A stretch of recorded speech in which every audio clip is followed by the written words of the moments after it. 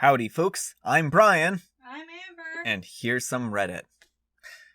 Am I a jerk for wanting to warn other women of a catfish? I'm a 23-year-old female, and I thought I was involved with a 35-year-old male online. He and I live in the same town, supposedly, but we never met up.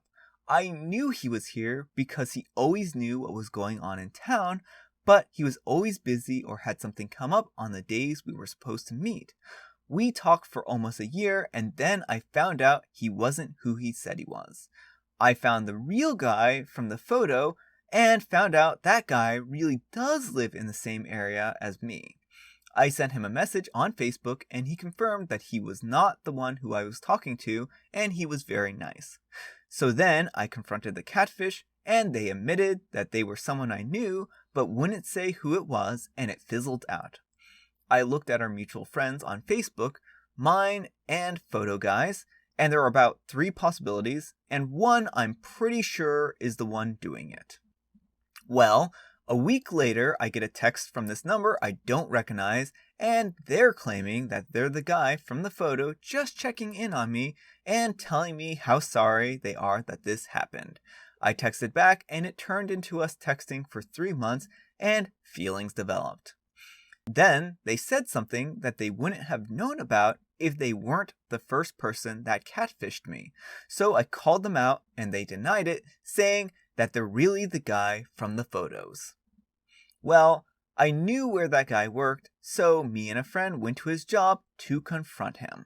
He works in an office building, and we basically showed up with my friend filming everything, so we could ask him if he had been texting me, and sent the video to the catfish to show him proof that I know it's not him.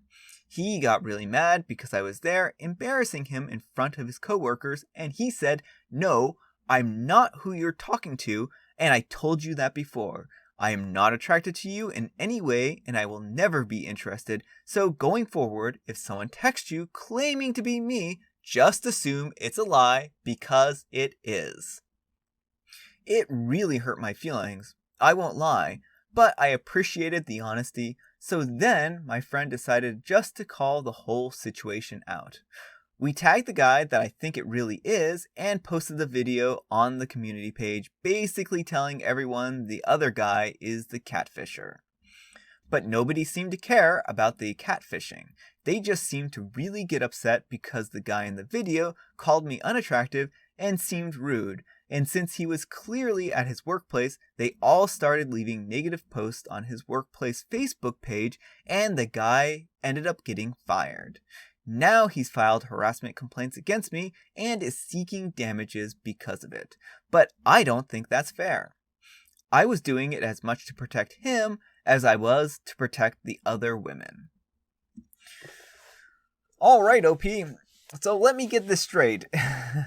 You decided to, on your own initiative, jaunt over to this completely innocent individual's workplace, start filming him in front of everyone, and make a big scene. And you wonder why he got mad and started, basically saying these things. There was a proper avenue on how to approach this, and you just ran that red light. And here's the thing. You knew how to talk to him on Facebook. You had talked to him on Facebook before. If you had just contacted him again and said, "Hey, I'm pretty sure that this guy is catfishing me again and that you're not messaging me," would you be willing to meet up after work or some point in time to sit down and talk to me and get a recording saying that, "No, this isn't me," and so that I have evidence for the catfishing? That would have been an appropriate way of handling the situation. Then you could have left the ball in his court as to whether or not he wanted to approach the situation. So what you did was victimize this poor man. It's really what this boils down to.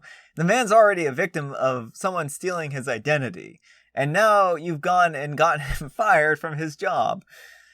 So, OP, you have to have thought this situation through. I mean, you are not, I mean, at a certain point, like, you became the bad guy, and I'm sorry to tell you that, but the approach that you took was just completely inappropriate, and you didn't give any consideration to this man or his position or what was going on in his life or anything like that. So again, OP, I really think you needed to take a step back and think of a better course of action than doing something like this. I would try as best as you can. I would, one, take down that video because it's apparently having the opposite effect of what you want it to. So you shouldn't have done that. And two, you need to go to his workplace and just apologize on his behalf, saying that this was not deserved for him to get fired or anything like that. I don't know if it's going to do anything, but you need to get a hold of someone. I'm not saying actually go to the workplace, but get a hold of someone there and see if you can do something to remedy the situation. Because it's really unfair to him that he's lost his job because of this. And now to address you. It's not fair to you.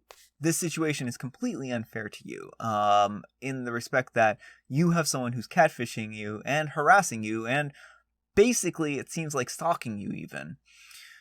And that's not a good situation to be in. And I think that if you know who the individual is or you suspect who this individual is, I don't know, like has to be some measure that you can take to basically reveal this person for who they are.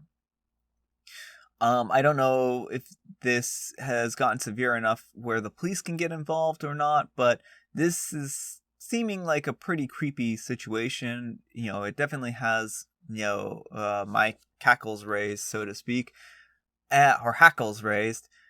My cackles raised. No, my cackles raised. I don't know what word I'm saying anymore. You know what word I'm saying. I don't. It has my hackles raised. I think, all right. But yes, the thing is that this is a little bit of a peculiar situation. You are a victim on some level, and you've also victimized another person in your pursuit of trying to reveal the truth. So you do need to tread carefully. You do need to watch your back here, and I would definitely, work on more strategic ways of approaching these situations and not, rushing in with guns blazing. Anyhow, take care and good luck. You showed up to an innocent person's work uninvited, unwanted, and unwarranted to film confirming that they weren't texting you, posted it on social media without knowing who the actual catfisher was, ultimately resulting in destroying his life because the internet thought it was unreasonable that he wasn't attracted to you and was rude to his stalker, and you don't think you're wrong. You did the sharpest 180 from victim to victimizer I've ever heard. You're the jerk. You're the jerk. You went off on a hunch. I mean, you caused the guy to get fired. Yes, he shouldn't have said what he said, but you went to him and recorded him. I'm a man who had my photos stolen by a catfish, and then the girl who thought she had been talking to me wouldn't leave me alone even after she knew the truth because she felt like I owed her something even though I had done nothing to her. It's scary and very intrusive. It's not his fault someone used his photos or that you fell for it twice and carried on for over a year. But at the end of the day, it's him that paid the steepest price of everyone involved. That's unfortunate. You're the jerk. Our next letter is titled, Am I a jerk for insulting my brother as a parent after his repeated suggestions about leaving my wife? Over a year and a half ago, my wife was in a serious car accident that's changed our lives. She suffered serious injuries and she almost didn't make it. By some miracle, she pulled through, but now she's permanently paralyzed from waist down. We had a 5-month-old baby girl, and I'm not going to lie, it was a major challenge for both of us settling into our new lives and managing parenthood. I was the one doing most of the childcare while my wife recovered. My family has been very supportive and lending a helping hand every now and then. My brother, not so much, but then again, we're not that close. Over the past year, we talk and he'd say things like, "Man, I don't know how you have the patience for her anymore. Just leave already."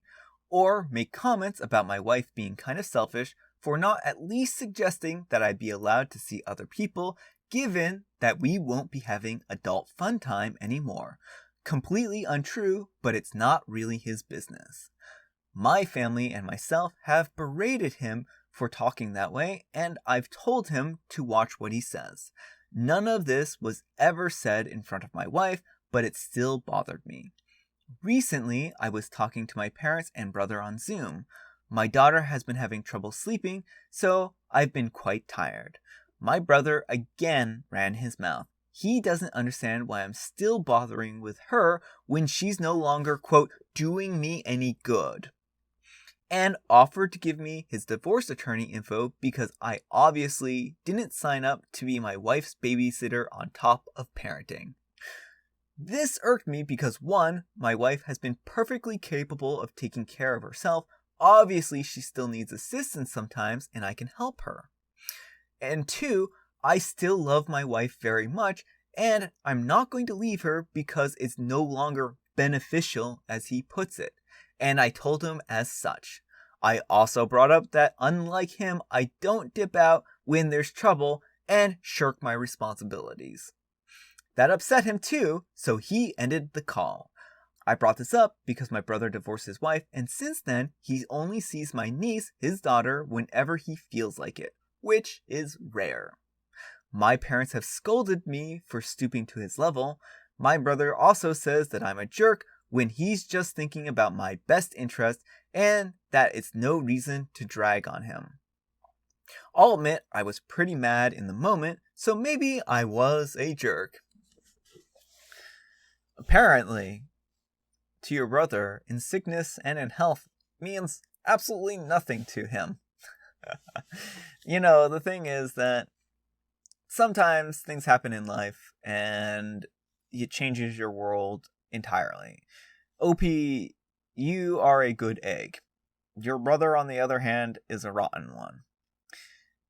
I don't know that you even stoop to his level here, maybe a little bit, but he's trying to tell you to leave your wife because she's paralyzed from waist down.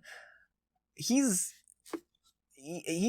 a monster. I mean, plain and simple. Like, oh, your wife is basically, garbage for you to dispose of at this point in time is the way he sees her, it feels like. And that is a really terrible perception. I would probably go low contact to no contact with your brother and just say, hey, if you say these kinds of things, I'm not going to talk to you again. So cut it out or you're going to not be in my life, period. And hopefully he'll get the point then. But at this point in time, maybe this was enough of a bloody nose that he'll back away and not say these kinds of things anymore. And you're right. This isn't any of his business. And why he keeps pushing you is beyond me. Maybe in some level it's like his own guilt. Maybe he feels like if you left your wife, then he would have even more of like a reason or rationale for leaving his. So maybe it makes him feel bad on some level that you are sticking with your wife, even though this is a hard time and a hard struggle, while whatever struggle he had was probably less, was, reason enough for him to leave his wife. So this may be more on him than you, and it may be, basically it seems like this is just kind of his own reflection of the situation. He's projecting onto you his kind of mental state. So yeah, that's all I can figure in this situation, and hopefully you can get him to stop saying these things, because one of these days he's going to say something and it's going to be within earshot of your wife or your daughter or someone where it's going to get back to your wife. And that's going to be really unfortunate because that's going to be, I would imagine, shattering to your wife. And, this just needs to have an end put to it immediately. That plain and simple. So, were you hard on him? Maybe. Were you too hard on him? Probably not. You probably could have stood to be a little bit harder on him. Probably. Maybe some folks won't agree with me there. So yeah, anyhow, take care and good luck. And keep being a good person. Not the jerk. Your brother needs to mind his own business, and I'm shocked that your parents are scolding you. Good luck to you and your wife with everything. You sound like a good husband. And OP replies, I think because everyone in my family is used to my brother and his unfiltered opinions, and it's just him being his usual self. His usual garbage self. You forgot a word there, OP. It almost sounds like your brother has the opinion that your wife can't have adult fun time, whether it's true or not, and so she's not worth the time anymore. This just screams what kind of person he is, to be honest. Also, doesn't marriage vows usually say something about sickness and health? So, when he callously says, you didn't sign up for this, he's not even right anyways. Yeah. Not the jerk, and thank you for taking your marriage and wife seriously. Many people would have unfortunately had the opinion your brother does, and those people are jerks. And OP replies, that's been a major factor in why he thinks I should leave her or feels I should, quote, at least be able to have fun on the side. I don't imagine ever leaving my wife, much less over something like this. Was it hard? Yes. Did I have my own moments where I felt completely broken down because it was all too overwhelming? Absolutely. But we've made it out stronger, and it just felt like he was disrespecting how far we've come by acting like she's been nothing but a chore. OP is a great person here. I like OP. Alright folks, that's all the time we have for today. I hope you enjoyed today's video. If you did, consider giving it a like. If you didn't, consider giving it a dislike. Thanks so much for watching, and I'll see you all tomorrow.